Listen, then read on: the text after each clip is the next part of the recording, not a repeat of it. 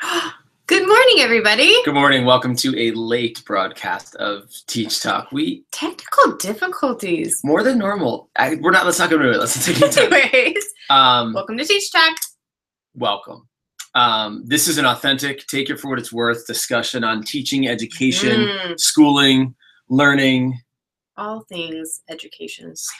Safe place for this kind of discussion. So I am Lisa. AJ. This is AJ. I am AJ. We are teacher educators and created this place for a source of open dialogue for our students and the mentor teachers we work with and pretty much anybody. And teachers out there as well. Yeah. So welcome. Thanks. It's a call-in, type-in, write-in show discussion. We really like when people participate. I'm trying to bring that up over here on the side. Our computer skills have gone downhill since. I'm not sure how that's possible. It's okay. Let's just get into questions. Yeah, so we've got this first question. Okay. Let me find it again. Technical skills. Here it is, right?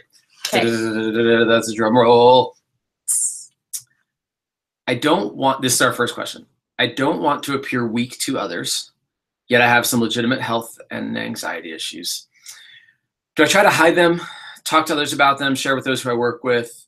What about things like a cane, a service dog, medications, etc.? Wow, yeah, whoa, good. Yes. Don't want to appear weak. That's the main concern here. Yeah, and everyone should know we don't read these questions before. We don't ever see the questions before online, but we did have an inkling that this one was coming. Right, so this one is one that we knew was coming in some way, shape, or form. I think the key is, the person doesn't want to appear weak. Understandable. I think that in a situation where there's a legitimate medical need, you have to take care of yourself first, because if you don't take care of yourself first, you can't take care of others. And if those are the things that you need in order to be the best teacher possible and meet the needs of your students, then maybe it's more of the ownership of those things and understanding that is a part of me and that I do need to care for those things. And just be okay with it and be okay with the fact that those are things that you need. I think appearing weak is kind of like a mindset. Would you say it's kind of a mindset? Yeah. And so and that I do need to we have Sam today. Fantastic. Might it make you appear weak if somebody finds out about it? Yes, depending on their level of judgment and their consideration for that. But at the end of the day, I would say, cares? As long as you are doing the work, show them that it doesn't make you weak, it makes you human, and that we all have things. I have contacts and I need those to see, and so if I don't have those, I'm at a deficit to do the work that I need to do. Some people have migraine medication, some people have inhalers, some people have service dogs or canes or wheelchairs. It doesn't make them lesser. It doesn't make them unable to do the work they do. They just need to do it in a different way. So as long as you're able to meet the needs of your students and you're able to do the work that you need to do, it's more of you getting over that idea of, am I looking weak to others, and just saying, that's on them. That's on them. It's not on me. I'm owning this as a part of who I am, and I'm strong. It is. Yes, Lisa. And it's tough to get there. Yeah, I'm gonna birdwalk just a slight bit. I've been asked so many times in my career about tattoos. Oh yeah. And about gender identity, things like that. Like, hey, do I hide these things? I think there's a term out there, sexual preference, right? Like if someone's homosexual, all those things. There's and I'm lumping for a moment. Okay. I want to be careful about lumping. But the question was always, do I keep my sleeves rolled down, hide my arm tattoos? Right. Do I pretend to be a certain religion, a certain? Do I pretend to be straight if I'm not? Was a direct question. Political affiliation would be another one. Yeah, and so I understand, like, I can maybe hide my tattoos, maybe I can hide my political affiliation or my religious affiliation or my homosexuality if that's what I want to do, and that's a big conversation. Yeah. But I can't hide my service dog, like, in my pocket. Right, it's more obvious. If I need a cane to walk, I can't hide that. Right. And the reality is, what I've always talked to people about canes, about tattoos, things like that. You need to be comfortable with self, right? And you need to have that conversation. I had a student a few years ago, and I wish that he were listening. But I've told him a million times how proud I was of him. He's got full sleeves. Yeah. And he said, listen, I want to go to principals with whom I might work and roll up my sleeves and say, this is me. Yeah. Can you accept me in this building like this or not? And in my mind, I was like, whoa, that's huge. And so that brings on the conversation, like, do I really want to work in a place that won't accept me if I'm homosexual? Right. No. But I have to feed my kids. But I need to work. But I need to feed my kids. Right. This is the only community I have access to. This is where my family is. There's so many things there, right? My bird walk was because I've had that conversation a million times. Yes. This one's a little bit new, but it's the same thing. People might perceive you as weak for things you haven't even thought about. Yes. Yes. And so, and there are those who have gender, like there are those who look at women as weak or men as something, right? There are those gender stereotypes that exist. They go with skin color. They go with hair color. Age. They go with age. They go with whether or not you shaved your beard today. They go with glasses, right? So again, I'm not trying to simplify and lump, but maybe I am. And I don't know what you think about this, but yeah, if I could not have to start my first year of teaching or my student teaching with a service dog at my side or a cane or, gosh, I can remember in junior high, it was like, we used to have the headgear that you'd have to wear for your braces. Do you remember that kind of stuff? Like you were done socially. Everyone knew it. But like, if I could without those things, yeah, I get it. I understand. Sure. But if you're safer and comfortable and better for kids and better able to care for others with that thing by your side, stand up proud where and when you can and say, yeah, I got a service dog and it's awesome. Right. And I'll give an example. Can I give an example? Sure. I just gave 40 and they were horrible. Yeah. Too better than me. They weren't bad. Chime in, people. There's no one saying anything. I have a lot of my candidates who are young going into the field and then asked to be a leader of many paraprofessionals in a building who may or may not be twice their age and may or may not have twice their experience in the classroom. And something that I always battled, and I would also agree that I still kind of battle at my position at the university, is that I'm young for my age, and people don't, or young for my profession, young for my age, guys. And gals. And that is something that I have to be okay with every day and understand that it's not necessarily my age that indicates my ability. It's my abilities that indicate my ability, and what I'm willing to put forward in my work and demonstrate to others, and first and foremost, care for my students. And so that is an example that I talk with my candidates about all the time, is how are we going to go into this profession being that really new teacher who's young and has all these great ideas? Yes, you are a really young new teacher who has really great ideas. So go forth and conquer and be proud of that.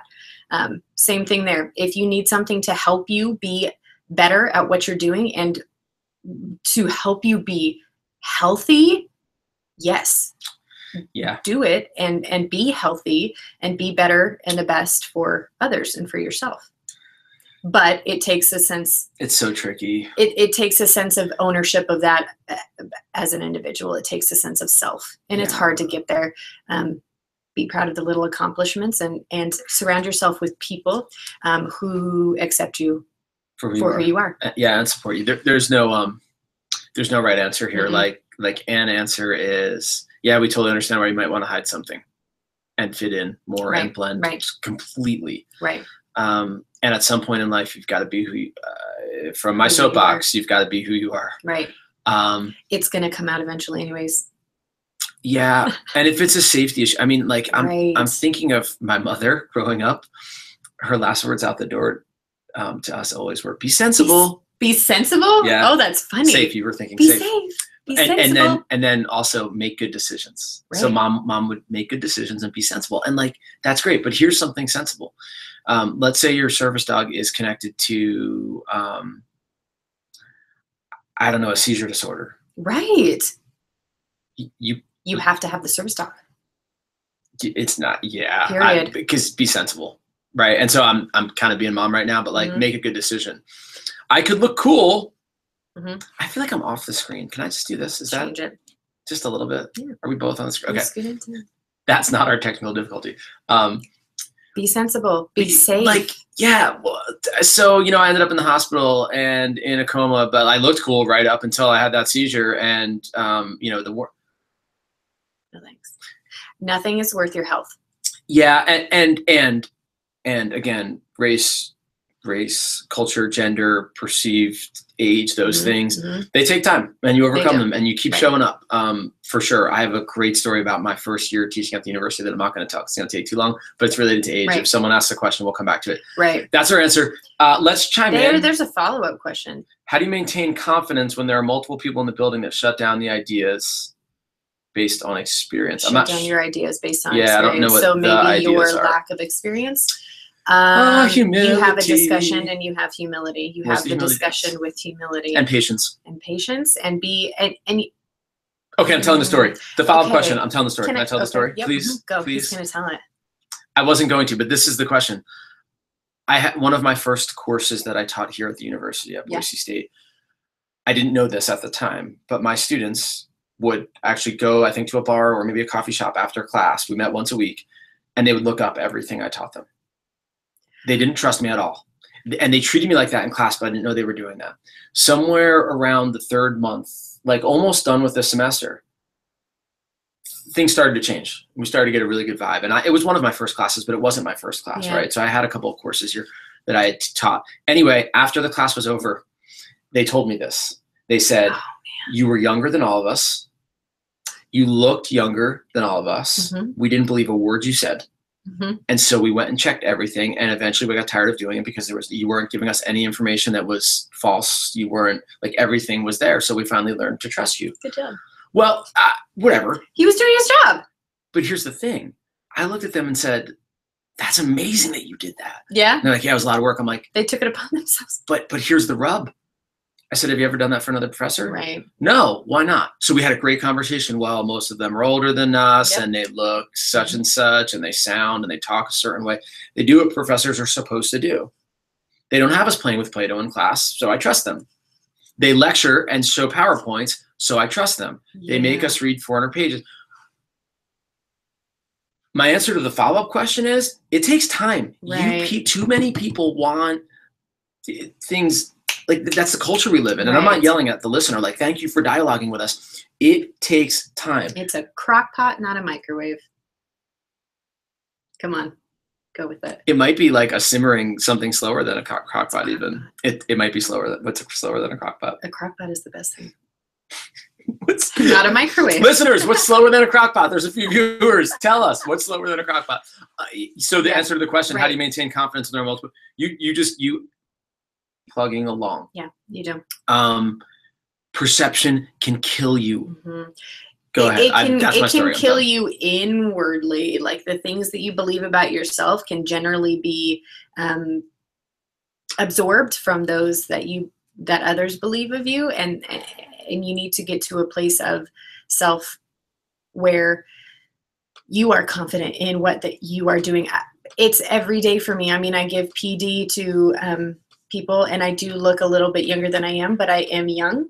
And so when I walk, I am young for my age. And so when I walk into the room, every single time, let me tell you this, listener, every single time I walk into the room, it comes across my mind, regardless of who I'm teaching.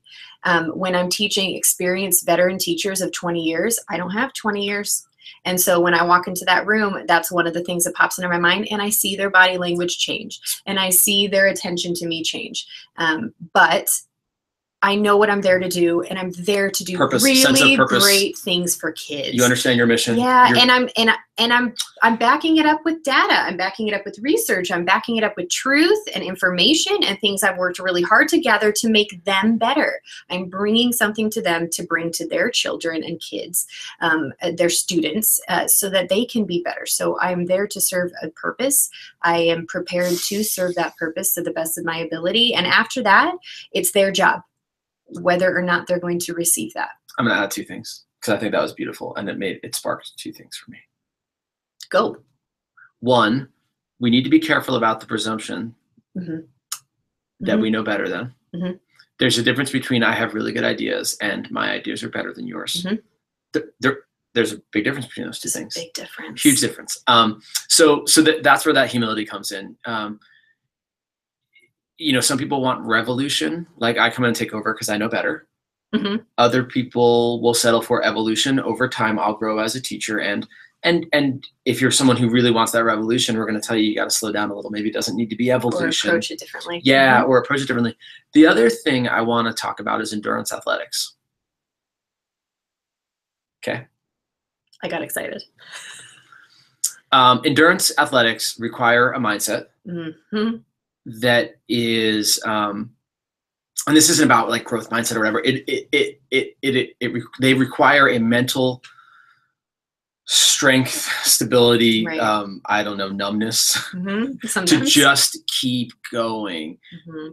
You could be, so when I say endurance athletics, I'm talking about events that take, 7, 8, 9, 10, 11, 12, 24, 28, 30, 40 hours, those types of things. Hours. Where you have to maintain. So anyway, when I got into endurance athletics and coaching endurance athletes, I learned about mantras, mm-hmm. and they fit here for me. And I don't know, Lisa, you and I have never really talked about mantras, I don't think. Mm-hmm. So a mantra in endurance athletics being something you say over and over to yourself in your mm-hmm. head to A, block out the negative that's mm-hmm. coming through, and B, to motivate yourself and keep yourself going. It is widely held that you're not supposed to share your mantra with someone mm-hmm. else because it's very personal. Mm-hmm. I'm going to share mine live on the air right now. Well, I was going to share a simple example that they probably all know. Just keep swimming. Just keep swimming. Yeah. Keep swimming. What's yours? You're going to share yours? I am. I think it's important, and it's probably going to sound silly, but to answer the question, and maybe to go back to the original question and answer that one again too, I repeat to myself in my head as much as possible, and I purposefully do it in this person. You're okay. You're well trained. You can do this. Mm-hmm. That's what I say to myself, and when I say, I'll say it out loud. I'll yell it sometimes. I do too. Jens Voigt, a famous, amazing Tour de France cyclist. His was "Shut up, legs," and he'd be known to, like, people would hear him whisper to him, "Shut up, legs," because his legs are saying they hurt, right? Right. And when you internalize that stuff, yeah, right, it becomes your mantra. Right. Everyone thinks I'm stupid. Everyone thinks I'm disabled. Right. Everyone thinks I'm dumb. That's what happens. And so you need to fill that space before something else comes in. For me, it's you're okay, you're well trained, you can do this. Because if I don't do that, what starts to happen is maybe I can't finish. Right. Gosh, maybe I didn't train right. Right. Oh no. Doubt. Gosh, that hurts. Doubt. That hurts. My calf hurts. Uh-oh. Mm-hmm. Right? And Jens says, shut up, legs. I disassociate. I take away the I. So not I'm okay. I remove myself. So listeners, I wonder where a mantra could play a role. Mm-hmm. And you can't walk around. I remember being on a bike in an Ironman, and I don't remember anything from the entire bike ride. It was the best bike ride of my entire life, except that the mantra clicked and stayed there. Mm-hmm. It totally fell apart on the run. It was a nightmare in this triathlon. No. But in the bike, I was I was in this. Yeah, we talk about focus. You talk about getting in the zone. And in different sports and different other things, I don't want to make it just about sports, but mantras. So you have to tell yourself, I'm okay. I'm smart. I'm worth something. You talk to students about that sometimes. Yeah. I'm worth it. Or you're worth it. I am. You have worth. Yeah. Yeah. You have patience. Worth, and you have ability, and you have purpose. Yeah. Yes, and surrounding yourself again with people who will repeat your mantra to you, and or remind you. Go look at that quote on your computer screen, or go. For me, it's go look at that Bible verse that you've written down somewhere and say a prayer. And so you find your things, and you make them work for you because you have confidence in where you are, how you've gotten there, and how to professionally and humbly approach conversations if people disagree, because that's okay. Crucial conversations. Crucial conversations again. Both listeners, great questions. Humility, vulnerability, patience, mantras. Trust yourself. Let's go to another question. Okay. Good stuff. Ooh, this is interesting for us. Okay, so for us, is there anything you wish you could teach but can't because of curriculum or because of expectations? You bet. I wish I had all the time in the world to get into details about things. I think that what I would say is one of the benefits of being able to teach courses is that you do have a little bit of flexibility in what you cover, but also how you cover it. Yeah. And so I think where I would go is I do have a different teaching style. As AJ said before, I will have you do things like get pictures to express emotions about situations that we've discussed, or AJ has his students play with Play-Doh, and those are all purposeful. They're very purposeful to approach what it is that we're discussing and to approach the things that we need to teach, and have you as our students interact differently with that than somebody else might. And so I don't know that I would want more time. It's really hard to fit in like exceptionality in the schools. That's a hard topic to cover in 15 weeks. But I think it's the way in which I want you as a student to interact with it, and the engaging strategies I use in my classroom are more important than the what that I'm covering, because some of that students need to take ownership of themselves, doing some of the readings themselves, becoming familiar with the content themselves, and then it's how we interact with it in the class. I'm analyzing the question. Okay. While I'm listening to you talk about it. I'm actually really glad also that you're quite happy with what you're teaching. That's what sometimes I think I'm not. Yeah, but I think I heard you say in general. In general, right now, yeah, I think I have the flexibility to teach it in a way in which I feel like is effective. Right. And I'm willing to be flexible if I'm not. Yeah. I like what I teach too. I've always enjoyed what I taught. Like, yeah. I mean, the question was for us, and I want to. The reason I was analyzing is because I want to turn around on the listener. For our candidates. Well, I want to turn around on the listener and the listeners and teachers, and people who are listening. Right. Here's where my head is. I've always loved what I taught. Like, I can remember times when I'm like, this. Or times when I'm like, yeah, I'll teach that course. I wish I was teaching that course. Mm-hmm. As a junior high teacher, high school teacher, elementary school teacher, and here at the university. But being present, right? So I'm turning this into a me on the soapbox. You never do that. I didn't hear you. Go ahead. I don't think the volume's working right. There's a volume barrier. I think the question might be coming from a place of, gosh, I wish I could. Gosh, why don't they teach it this way? Gosh, right. Why am I being made to do this? Right. So I'm assuming, and listener, I'm sorry if I'm wrong, be present. I can't think of a time when I really was like, crap, I don't want to teach this. And I would have said something in my head worse than crap. But right. or I can, and it's just like you move past it. Like the role of teacher is so interesting. Yeah. Like you do have choice and flexibility in public schools, in private schools, at the university. Anyone who tells you not is selling something. Like you do. And you also have responsibilities. Right. Those things aren't mutually exclusive, and it's not like either I get complete freedom or I get nothing. Right. Wow, this soapbox feels good. So my point is, listener. Right. Listeners, I don't know where the question came from, but I really want you to think about being present and enjoying what you're teaching and finding ways to enjoy what you're teaching. Some people will say, speaking of mantras, I teach children, not content. No, you teach children and content. You teach content to children. Yeah, both and we could play word games all day. But I think I really this just probably sounds cheesy, but I think I heard you saying it. I really like who I teach. And I really like the interaction of teaching. Yes. And of learning, of being on the other side or part of, right? And so. Right. And there are some things I'm like, this isn't as exciting as that.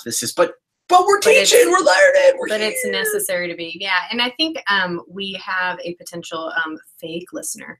And so if you'd like to be a part of the dialogue in a really authentic way, that would be phenomenal. If not, please leave the channels open for somebody who does want to be a part of that authentic dialogue. But going back to the question, I think something that I would have loved to teach, maybe I'll go there, to some of my elementary students even, is beginning understandings of social skills, money management, how do I advocate for myself in the world. I would have loved to do some self-advocacy work with my students. It was just a limitation in time and resources for the students that I was teaching, but I would love for us to teach more financial and preparation, and how do I self-advocate, and professional skills within the high school setting. Earlier even. Yeah, earlier. But Earlier even. those were things that I would have liked to teach my students, but it was just it was a matter of time. But now in college, I love what I teach. And it's because we love who we teach. I think a lot of the times my students are very surprised when I say, you guys understand that I love you just like you love your students, right? I mean, I care for you. I care for you as people first and students second. And so I'm here to support you in your learning, just like you are as a teacher to support them. Yeah. And so my assumption, I guess you're trying to push back on my assumption a little bit. Let me take what you just said. Mm-hmm. There are things I love that we taught in schools. Right. And there are things that I might look at a certain course here at the college, or even a certain content in a 4th grade classroom and go, oh man, darn it, I wish we were covering that. And then I move on. And I think about A, ways to bring it in, B, places I can bring it in, C, who is teaching it, and will they let me come in and work with them on it? Because it's not about me. Right. It's not about me. Right. And you know what it always comes down to for me is more time. Sure. I wish we had more time to discuss this. I wish we had more time to get into, is that course necessary for their development? Yes, it is. You just want that time back to teach them something else, something in addition to, and to engage with it. And so you do with what the time that you are given, the best you can, covering the content. And we had. Let's go to another question. Let's go to the. Okay. Yeah. Okay. We're going to get another question. One of our you can read it. She chimed in and said something about content at the university. Yeah. Well, do you want to touch on that? The listener says, and the content at this level is so different. It's a lot more human relations based. I wonder what level. Maybe we're thinking university level. Right. I don't know. I could argue that for any level. So I'd like to dialogue. I mean, kindergarten and preschool we're human relating, right? And doctoral program we're human relating, and there's always content, and there's always knowledge, skills, dispositions. There's always who and how and where we interact. I wonder if that's a misconception. Not what the listener wrote, and I'm looking and pointing over there, and y'all can't see my finger pointing, but that leads to what we see in high schools too often, which is PowerPoint-based lectures, because we're not human relations-based at this point. We are supposed to be just content-based. That's not actually true. Yeah, and so, or, that we're only playing in early childhood, right? Like it's so purposeful and right, but that's what people think, right? Just so there's these misconceptions. We don't understand what's going on, and we have people have assumptions. So to that comment, I think it's all human relations based and all content based. And those things are not mutually exclusive. I'm going to break my phone's already broken. Who am I kidding? Okay. Let's go to another question. Okay. Here's the next question. This is a good one. With such a need and shortage of substitute teachers right now, my kids are constantly complaining or stating some crazy facts about substitutes. That was the question. Oh, well, no, there's more. Well, like she was just sitting behind the desk reading a book and eating snacks and told us to be quiet and really not talk to her. Good voice. So, thank you. We want our students to be involved and help us do our jobs better. Here's the question, though. How do students help to clean up the mess of substitute teachers? I don't like that verbiage, but so students in the classroom, how can they still be fully engaged when there's a substitute teacher? We appreciate the rawness of the question, though. Right. No, seriously, like that's a raw, honest, like I'm frustrated with this. Right. So do you have an answer already? You can go ahead. There's so much embedded in that question. I know you said, so here's the question, but it's like, well, we can't answer that one question without the other 7 assumptions and things. Yeah. There is a shortage of teachers. Yes. There's probably a shortage of substitute teachers as well, or quality. Qualified. If we know how we're measuring those things. So it's the student's responsibility to do what in terms of cleaning up a mess? I'm not sure. Adults have responsibilities. Kids have responsibilities. It's not that kids' responsibilities to make up for adults not doing things. So there's a lot of judgment and assumption in there. I would want to take it back to somewhere Lisa might not have been going. So I want to give you the floor in a minute. And that's like the root of the problem, if there is one. That has nothing to do with your kids or the substitute themselves, his or herself, or you. It has to do with the system within which right. We're operating, right? It relies on teacher to be all knowing, all controlling, and it's a myth, right? It's this myth of the, but it's not a myth when someone else steps in and it's a mess, right? So I think this is one of those things that needs to be analyzed at a much deeper, broader policy process. What is the purpose of schooling in this country? What is our goal as a nation kind of place? Yep. I think for you as the Lisa teacher, will be more practical, right? I think for you as the teacher, you have to prepare as much as possible for the substitute teacher who's coming into your room. Give them indication of your expectations in the classroom so that they can reinforce that, and they can reinforce what it is that you expect out of your students when you're in the classroom. Tell them about your behavior plans. Tell them about students who may have different reactions to substitute teachers than they would to you. Tell them about students who need that extra care and differentiation. And I would assume the best intention, the highest professionalism, and the greatest skill possible of that substitute coming into your room. And I would prepare sub-plans accordingly to assume that good things will happen. And that they have the information necessary to feel successful as a substitute. You know how hard it is to be a substitute teacher? Man, I had some rough days as a substitute teacher. Yeah, it's really hard. And so give them the tools that they need to be successful, and then be okay releasing the control of the fact that you're not in the room and there's another adult, a professional adult there with a job to do. And then after that, if your students were really inattentive, if they were very rude, if they had higher than usual behaviors for anybody, for the nurse who came in and gave a lesson, for the music teacher that day, for the PE teacher that day, you have a conversation with them and you talk to them about respect of human beings and respect of people in our room. And gosh, guys, I thought we had more respect for our learning and the environment that we're in together. We're a team here. Can you guys help me out? I mean, you have those kinds of conversations so they see that it's, hey, there's a sub for the day. Maybe he or she will put on a movie, right? But that's part of a paradigm that is so deeply embedded in, like, even parents are like saying to their kids, like, be nice to the sub today. Like, everybody Who cares? Who cares? But that's my feeling on it. I know, but that's you gotta make the change. You have that discussion. Have that discussion with your students so that they understand. As soon as you started talking, I started thinking about the Danielson framework for teaching. Charlotte Danielson, plug.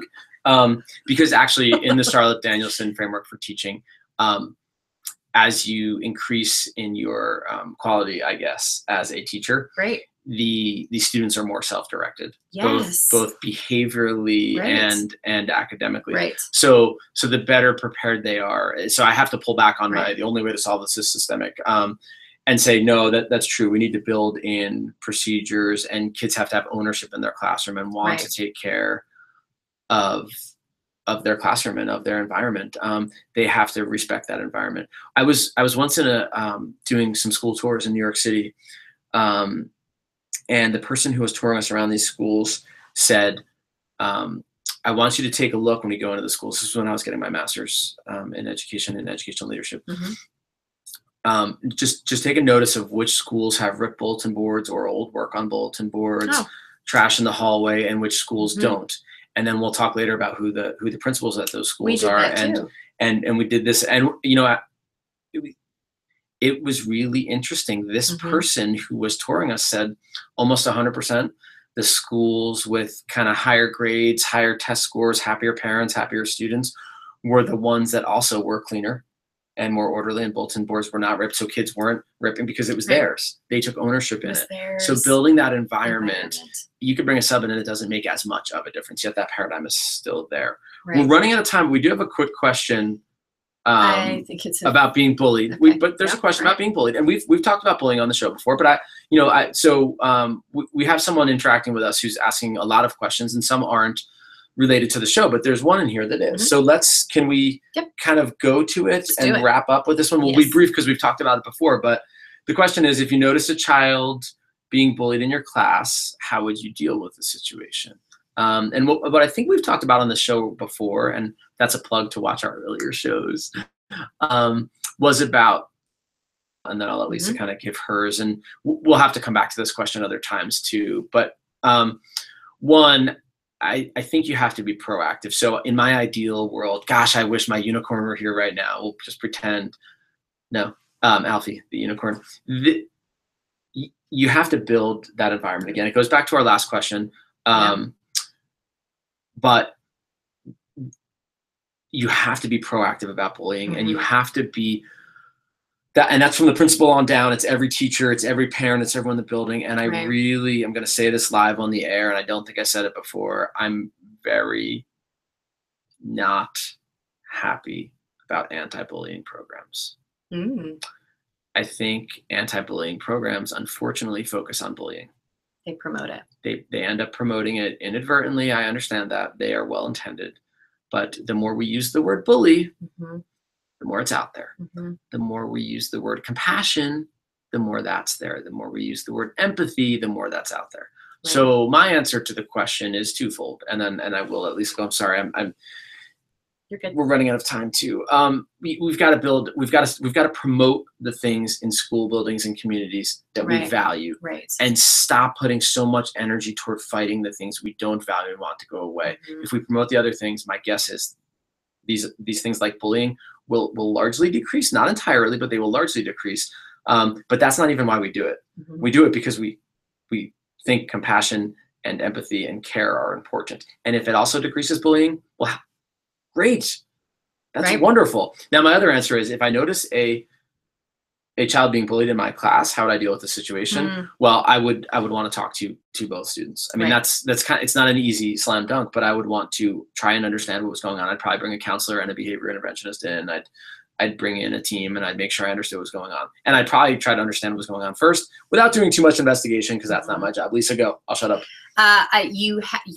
You have to pay attention to your students, and you have to know your students, and you have to know where they're coming from. So regardless if you are addressing the bully or the bullier, those bullied, you have to know your students as human beings and as individuals, and you have to come from a place of compassion and empathy in order to address both sides, both students, in a way that will better them moving forward. So we can't just discipline and let that be that. We have to do that bully for purposes of the question. We have to look at the student who is bullying, and we have to determine how we can also help them. We can't just place blame. We can't just bring attention to the negative. We have to find. And that person needs a lot of support. Yep, they need some love. And so I would give them love. And then I would not always focus so much of my attention on the one doing the bullying. I would be sure to follow up several times over with those who are being bullied as well. Because again, I think we can give attention a lot to the bullying, the act of the bullying, that we forget about the causes and the consequences. Think of it this way. There's probably not a kid in a public school in the United States who doesn't know what bullying is, what it looks like, and even how to pretend to bully. But there are a lot of kids in public schools in this country that don't know what compassion and empathy are, or what it looks like, or how to do it. We've shown them what bullying is. We're really good about it. We talk about it all the time. But we don't show them that. So when we have to give them opportunities to practice. There needs to be role playing. Yeah, when we talk about behavior, we talk about the replacement behavior. We're talking a lot about behavior, the bullying. What should be done instead? Give them a replacement behavior. Be the model, talk it through, have some role playing, give some examples, and give the opportunity and the time and the patience to working through those things. Yes, well said. And we've got to sign off, however. And at the end of the day, I mean, this is starting to be about our schools, places where we teach morals, values, virtues, ethics. What environment are we creating? Yeah, so that's a conversation for another day. So tune back in, ask those questions. But be active, pay attention, and do something about it. Those would be my last. Yeah, but Alex is gonna get the last word. So someone just chimed in and said, I think nowadays bullying is far less physical and immensely more emotional and anonymous, which makes it hard to deal with. And you didn't even say online. You didn't even talk about electronic. 100%. So let's pick up. We're going to lead off next show. Let's not forget, sir, with that. Because we weren't actually thinking about physical, though. I wasn't thinking about physical. Either. However, addressing the fact that it looks different these days. Right. Heck yeah. So thank you for that. We'll deal with it next time. Right. We're signing off. Yeah. Have a great week. Have a great rest of your week. We hope those who celebrate had a great Halloween. November is here. Wow. Be good to yourselves. Practice patience. Be good to your students too. Bye, everybody. Teach talk.